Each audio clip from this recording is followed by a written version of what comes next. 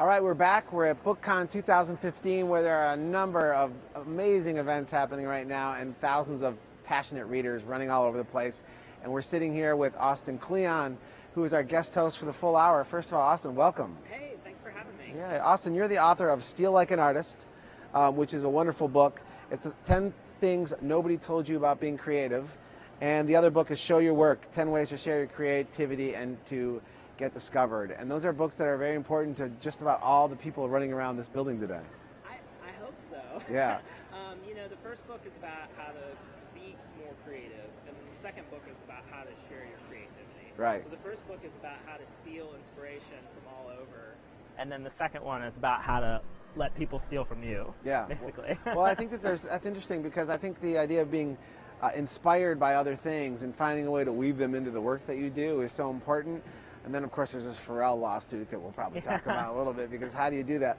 But I think so much of it is borrowing and cobbling and creating something that's uniquely yours from these disparate influences. Yeah, I feel like, you know, we have this idea that, you know, that creativity comes from, you know, only listening to yourself and like going from deep within. But, you know, we're the sum of our influences. You know, it's even in our DNA. You know, you're the sum of your mother and father, you know, and all in your environment and everything you look at and everything you see, you know. And so the idea of the book is to really don't close yourself off and try to be like this lone genius, you know, like turn outwards and soak up inspiration and then bring that back to your desk and weave it into your own thing. And I mean, this is the best city in the world to do that, New York. I mean, I've just been walking around all day up until today, just soaking in inspiration and looking around, and I already feel like I need to go out and make something, you know? So where did the idea to write these books come from? I mean, to experience them is one thing, to start to understand them is another, to actually feel like I've got something to help other people figure this out, this journey that I've taken. When did that come to you? Well, you know, I feel like it was self-help for me. You know, I mean, I was trying to figure out this stuff. I mean, I've always wanted to be a writer and artist, like, as long as I can remember, and these books are really the things I've learned along the way. They're not like, you know, I'm not some guru, I'm not some teacher, like, standing on stage telling everyone how brilliant I am. I'm a fellow student, you know, and C.S. Lewis said, you know, the cool thing about a fellow student is that he can teach you as much as a teacher can, because he's still in the trenches, you know, he's still trying to figure it out. So these books came from me. It was almost like a letter to my former self, you know. And the first book, Steal Like an Artist, was a graduation speech that I gave to some community college students. And then we kind of, you know, it went over really well, and then we turned it into a book. And then Show Your Work was a result of having Steal Like an Artist out in the world, and people asking me questions about, hey man, like, how'd you do it? How'd you get out there? You know, and so I thought, oh, well, maybe I'll write a book about getting discovered. You say it so simply. You say, then we turned it into a book. But turning it into a book is not an easy thing to do. Yeah. And when you have Steal Like an Artist, it's not even a normal book. It's a creative, interesting book. It's in a different format. There's lots of photos. There's really fun fonts and creative presentations. That's not just a book that any publisher will always run with.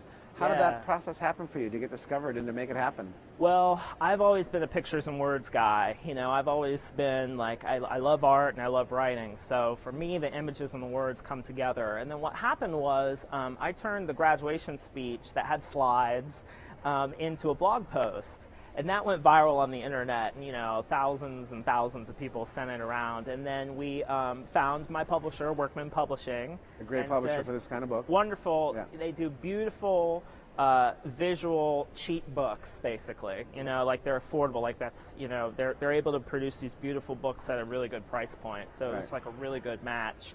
And so then it was just about translating something that was a talk with images into a book, you know, and books do that really well. Like, you can integrate pictures and words. I mean, books are really made to be like this. You know, they're not made to be just, you know, they don't have to just be text. We're living in this age where you can use pictures just as much as words. So. Yeah, I think so many people have blogs and online, and they build these personalities and stuff. You definitely felt like there was a place for books in this world, and the presentation of that, which is in a sort of bound form, was really important to, you know, your artistic expression. You know, it's funny, a book can go places that, you know, you think when you're on the internet, like, oh, well, this can go anywhere, you know, anywhere in the world I can get to. But there's this weird thing that happens online you know, having your book out in the world, you just don't know who's going to stumble across it, particularly if it gets in books. You know, bookstores are still really, really powerful. Yeah. And people who love books and go to bookstores, like, they're looking for new stuff. And so many people have come to my work just through the book. You know, they don't even know that I'm online and doing things. You know, a lot of people, they meet me and then they find out that I wrote that book and they're like, oh yeah, that book, you know? So for someone who's like a digital native like me and who's internet, it's been a real awakening to have a real object out in the world, something that people like pass around, have on their coffee table and like give to their friends. You know, it has this, books aren't dead yet. You know, they're very powerful and they hold ideas and you can throw them around. You know? I'd even take the word yet off. They're not dead, and I don't know if they'll ever become, especially when they're published this way, which again, you really can't do any other. I mean, this is the right format for this kind of book.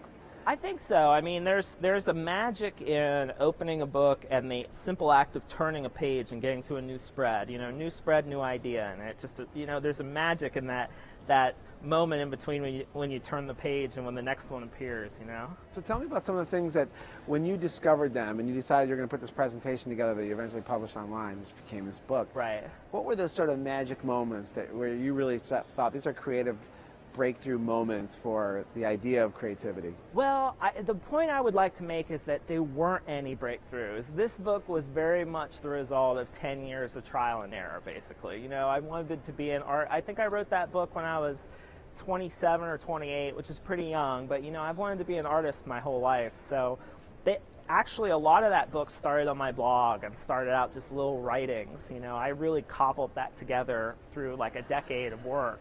And that's a point I always want to make to people about creativity, is that we have this idea that it's Don Draper meditating and then opening up his idea, you know, and having the idea, right? Yeah, I want it to be that way too, but it's so much more about, you know, just waking up every day and just kind of chiseling away at something. I agree with that 100%. There's so many ideas that are in your head that I carry with me every day.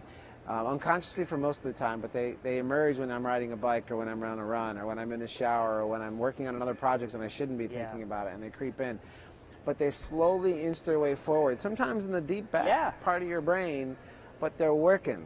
They're working. Yeah, your brain's always working on stuff, but and you do have those aha moments, like when you're taking a shower. For me, it's like washing the dishes. You know, I'll be washing the dishes and the light bulb goes off.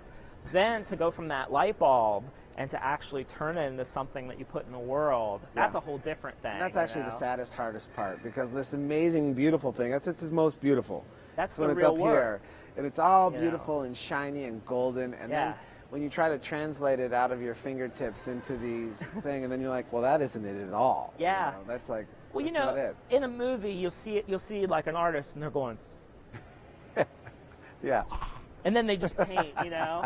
But it's more like a Rocky montage, you know, like when Rocky's like, he's getting beat up and he's running up the steps, and he's, you know, and it's slow and like painful, and then it like, and even at the end, you know, creativity's not linear. Even when you do a project, like if you write a book, then what? Well, you got to write another book, or you got to do something else. You know, it's never over. So like the creative life just kind of cycles over and over. So, you know, I think one of the things we'll hear from our guests today is they have all found a way to turn what they do into a daily practice. Yeah. And that, you know, you wake up every day and there's some passion or some project that you just work on, and a career or success happens from little bits and pieces of effort stacked up over time. Yeah. You know, exactly. You write a page one day, doesn't seem like much. You do it the whole year, you got 365 pages. Yeah. You know? Well, I'm excited. We've got you for a full hour as a guest host today. I'm stoked. Yeah, and the people that you're going to be talking to are people that you've met before, I'm friends guessing. Of mine, yeah, good friends of mine. So this should be really interesting. Yeah, and they're all in that creative space. We've got El Luna, we've got Jessica Hagee, and we're doing a thing with Oliver Jeffers, too, who I think fits this category really perfectly. He's here. He was here at Book Expo. He's a friend of mine, too. Yeah, so awesome. He did a wonderful segment that we're rolling into it that we taped yesterday. Perfect. So that'll be there. Wonderful. He's a great guy. Yeah, so it's great to have brilliant you. Guy. Yeah, you guys will fit perfectly. It's a great, fun hour we have ahead of us. Awesome. Thanks for joining us. Thanks for having me.